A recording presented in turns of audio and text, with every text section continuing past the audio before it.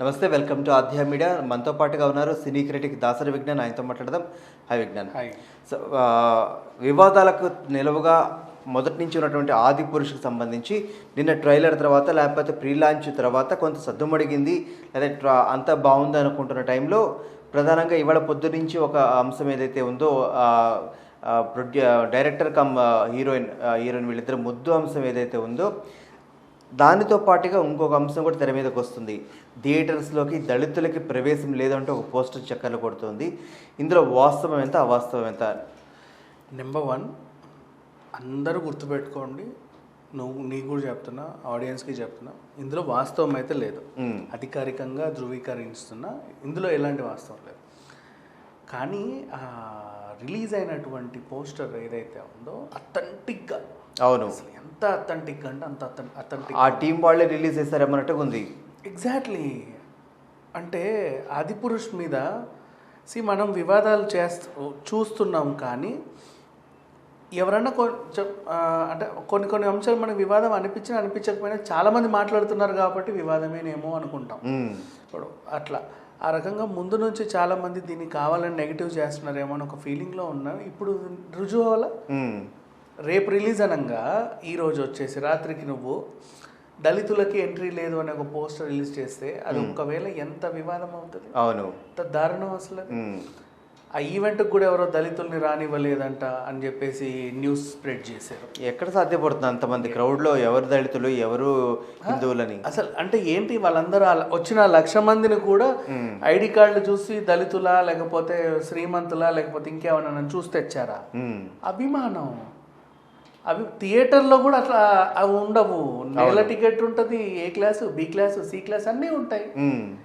ఎవరు వచ్చిన వాళ్ళు అలా చూస్తారు. మొన్న ఈ మధ్యనే శంభు సినిమాకి తమిళనాడులో అయ్యేటప్పుడు ఒక దళిత మహిళ, అంటే సంచార జాతి మహిళ, అవును, ఆవిడ వస్తే వీళ్ళు లోపలికి రానివ్వాల. ఆమె టికెట్ కొనుక్కుంది, వీళ్ళు రానివ్వాల లోపలికి. దానికి చాలా గొడవ జరిగింది. మనం చేసాం. సంచార జాతి వాళ్ళు అంటే ఏంటంటే, ఇప్పుడు ఫర్ ఎగ్జాంపుల్ ఒక రకమైన సంచార జాతి వాళ్ళేమో మన స్టూవర్టుపురం వాళ్ళు, ఇంకో రకమైన సంచార జాతి వాళ్ళు, వీళ్ళకి ఏంటంటే స్థిరత్వం ఉండదు ఒక చక్ర. ఇప్పుడు మనం చూస్తూ ఉంటాం, ఎక్కడో ఫ్లైఓవర్ దగ్గర అవును కింద ఉంటారు, లేకపోతే రైల్వే స్టేషన్లో చాలామంది పడుకుంటారు. తోచినంత చిన్న ఇట్లా అంటే టెంట్, ఖాళీ స్థలం కనిపిస్తే ఇట్లా ఇట్లా టెంట్ వేసుకొని ఉంటారు. ఆ భూమి వాళ్ళు వచ్చి కూడా ఏమనరు వాళ్ళని. ఎందుకు? వీళ్ళుంటే కనీసం వాడి ఫ్లాట్ సేఫ్ కదా. అవును, ఫ్రీ వాచ్మెన్, సెక్యూరిటీ లాగా ఉంటారు వాళ్ళు. Free watchmen. నేను నీకు బార్టర్ సిస్టంలో నేను నీకేమి ఇవ్వను, కాకపోతే కొన్ని వాళ్ళు ఉండనిస్తున్నా, నీడని ఇస్తున్నా. అవును. సో ఆ రకంగా చూసుకుంటే వాళ్ళు ఉంటారు, వాళ్ళని ఎలో చేస్తారు. ఇట్లా ఉంటుంది. వీళ్ళు ఏం కొన్నోళ్ళు ఇక్కడ మళ్ళీ రేపు నేను ఇక్కడ ఇల్లు కట్టుకోవాలంటే వాడు వెళ్ళిపోతాడు.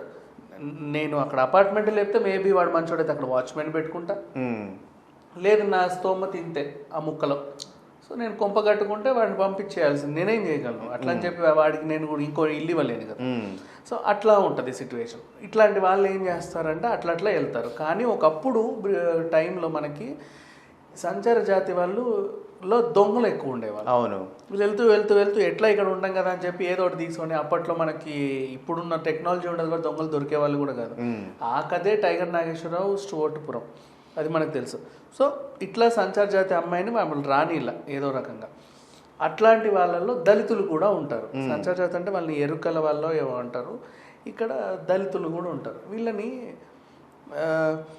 అంటే లైక్ అసలు వివాదం చేయడానికైనా నువ్వు రావద్దు అనడానికన్నా ఏముంది అసలు? అయితే ప్రధానంగా ఈ వివాదానికి మా కేంద్ర బిందువుగా తయారైంది హిందూ సంస్థలు మాత్రమే ఇది సర్క్యులేట్ చేశారంటూ వాళ్ళ మీద ఒక వ్యతిరేకత వచ్చింది. ఎవడైతే ఆదిపురుషు సినిమాని మొదటి నుంచి నెగిటివ్ ట్రోల్స్ చేస్తున్నారు, అఫ్ కోర్స్ నెగిటివ్స్ ఉన్నాయి కాదనట్లా. నేను చెప్పా 100 నెగిటివ్, నువ్వు చెప్పా 100 నెగిటివ్. చాలా మంది చూస్తున్నారు, కొన్ని మార్చుకోవాల్సిన అంశాలు ఉన్నాయి. అవును, అయినప్పటికీ పని కట్టుకొని ఇలాంటి వివాదాలు చేస్తున్నారు. దీనికి వీళ్ళని ఇట్లా అన్నారంట అలా అన్నారంట అని. అండ్ సరే, ఇప్పుడు ఇంకోటి ఏంటి, థియేటర్లో హనుమంతుడు ఉన్నాడు. ఇప్పుడు దీన్ని మనం చెప్పకపోతే రేపు ఏం చేస్తాడు? థియేటర్లో హనుమంతుడు ఉన్నారు కదా, అన్య మతస్థులు రాకూడదు అని వీళ్ళు రిలీజ్ చేసేస్తారు మళ్ళీ. ఇప్పుడు ఎలా ఉంటుంది, వాళ్ళందరూ ఆ గొడవలు ఈ గొడవలు పడి కొట్టుకు చావరు. అట్లాంటి వివాదాలు సృష్టిస్తా పోస్టర్లు వేస్తూ ఉన్నారు. ఆది పురుషులో అదే వాళ్ళ ఓం రావుతే ఉత్తమంగా తీసాడని నేను అనట్లా. ఓకే, అఫ్ కోర్స్ ఆయన కూడా కొన్ని మిస్టేకులు చేశాడు. అది కొంతమంది నచ్చకపోయినా అయ్యో పాపం కష్టపడి వీళ్ళు పని చేసినందుకన్నా ఏదో రకంగా తీశారులే 2 రోజులు ఎందుకు ఇన్ని వివాదాలు, రిలీజ్ అయ్యాక చూద్దాం. పాపం చాలా కష్టపడి ఈవెంట్ చేసుకున్నారు, అంతమంది లక్షల మంది వచ్చారు. ఎవరినో పిలిచి గెంతకుండా చిన్నజీయర్ స్వామిని పిలిచారు, ఆశీర్వాదం తీసుకున్నారు, 7 కొండల ఆశీర్వాదం తీసుకున్నారు. ఇన్ని పాజిటివ్నెస్లో మనం దాన్ని ఎలాగైనా పాపం పోనీలే హిట్ అవని అని చూస్తున్నాం. అవును. ఈ క్రమంలో నిన్న ఈవెంట్ యాక్చువల్గా ఏమైందంటే ఇప్పటి వరకు ఆదిపురుష్ మీద ఉన్న నెగిటివ్స్ అన్ని కూడా నిన్న ఈవెంట్ చెరిపేసింది. ఎందుకంటే ఆ జనాలను చూస్తే, డ్రోన్ షాట్ లో జనాలను చూస్తే బాబోయ్ అంతమంది వచ్చారు. ఎక్కడి నుంచి వస్తారు, ఎలా వస్తారు చెప్పు? ఏ హీరోకి వచ్చారు ఇంతకు ముందు చెప్పదు, పెద్ద చరిత్ర అది. అసలు ఎవరు అంత క్రౌడ్ ని ఎక్స్పెక్ట్ కూడా చేయలేదు. సో ఆ రకంగా అంతమంది వచ్చేసేసరికి వాళ్ళకి అనిపించింది సరే ఏదో ఒకటి చేసాము, ఇక మీదట నా ఫ్యాన్స్కి మంచి ట్రీట్ ఇవ్వాలని.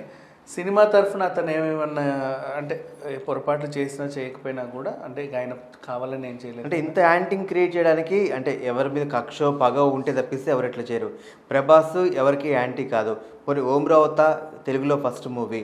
సో ఎవరి మీద కక్షతో అది పోనీ రైవలరీ మూవీస్ ఏమైనా ఆ స్థాయిలో సినిమాలు వస్తున్నాయా అంటే ప్రభాస్ని దృష్టిలో పెట్టుకున్న వాళ్ళు ఎవరు ఆ స్థాయిలో ఎవరి మీద అతని మీద బురద జల్లే ప్రయత్నం జరగదు. First pan India star Prabhas అయ్యాడు కదా, మా హీరోలు ఎందుకు అవ్వద్దు అని చెప్పి ఒక వర్గం ఏదో వీళ్ళని దించుదాము, మా హీరోలను లేపుదామన్నట్టు ట్రై చేస్తారు అంతే. ఓకే, అంతకు మించి ఇంకా విషయమే లేదు. అందుకే ప్రభాస్ సినిమాలు కూడా వరుస పెట్టి ఫ్లాప్లు, మరీ డిజాస్టర్లు ఫ్లాపులు కాదు, అంత నెగిటివిటీ స్ప్రెడ్ చేస్తున్నారు. నాట్ ఓన్లీ ప్రభాస్, ఎన్టీఆర్ని కూడా టార్గెట్ చేస్తున్నారు. చూస్తూనే ఉన్నాం మనం. ఎవరు పాన్ ఇండియా లెవెల్కి వెళ్ళినా వాళ్ళని టార్గెట్ చేస్తూనే ఉన్నారు. అది కూడా చూస్తానే. ఎట్లా అవుతుంది ఇప్పుడు చేతనైతే వాళ్ళని వీళ్ళని మనం నిందించలేము. ఎందుకు ఒకరి మీద అనవసరంగా బురద చల్లడం కూడా తప్పు. బట్ జరిగే వ్యవహారాలు అయితే జరుగుతున్నాయి, అందరం చూస్తూనే ఉన్నాము. కానీ అందుకే అంతకంతకు ప్రభాస్కి మద్దతు పెరిగేసరికి ఇంకా ఓర్చుకోలేక చాలా నీట్గా అసలు ఎంత బాగా డిజైన్ చేశారబ్బా, చాలా బాగా చేశారు. చేసి దానికి మంచిగా అసలు బాగా సర్క్యులేట్ అవుతుంది. అవును, దళితులు ప్రవేశం లేదు అని చెప్పేసరికి ఎస్పెషల్లీ ఆ ఒక్కలైనా సర్కిల్ చేసి మరీ సర్క్యులేట్ చేస్తున్నారు దాన్ని. ఇంకా దాని అంటే ఎవరికి రీచ్ అవ్వాలి, ఎంతమందికి రీచ్ అవ్వాలి, కొట్టుకు చావాలా, మీకున్న మీ అజెండా ఏంటి, అసలు ఇంకేంటి అది అయిపోతుంది. ఇది చూడు, ఇది నెంబర్ 1 మనం చూసింది. రిలీజ్కి ముందు వరకు ఇంకా చూస్తే ఎన్నెన్ని వస్తాయో చూడాలి. సో అంటే ఇంత రాంగ్గా సర్క్యులేట్ చేస్తున్న దానికి చిత్ర బృందం నుంచి వాళ్ళు ఏమైనా సమాధానం చెప్పడం కానీ, లేకపోతే ఇది మా పని కాదు, లేకపోతే దీన్ని మేము ఐడెంటిఫై చేస్తామని చెప్పి చిత్ర బృందం ఏమైనా బయటకు వచ్చే అవకాశం ఏమైనా ఉందా? Good question. నాకు ఇదే నచ్చలేదు. ఇప్పుడు మనలాంటి వాళ్ళం మాట్లాడుకుంటున్నాం అది అబద్ధం అని చెప్పి వీళ్ళు ఎవరైనా చెప్తున్నారా? అవును, చెప్పొచ్చు కదా. ఒక్కరో సంథింగ్ వాట్ ఎవర్, వాళ్ళు చూడలేరా, వాళ్ళ దృష్టికి రాలేదా అంటే వస్తూ ఉంటాయి కదా. అది కనుక మేము ఎటువంటి ప్రకటన చేయలేదు అని ఒక మాట చెప్పుకోవచ్చు. ఇక్కడ బ్యాడ్ రెప్యుటేషన్ చిత్రానికి వాళ్ళకే కదా. ఇది మొత్తం అంత వైరల్ అయ్యి తర్వాత ఎప్పటికో వచ్చిన తర్వాత ఇంకెందుకు. అదే right. Thank you so much.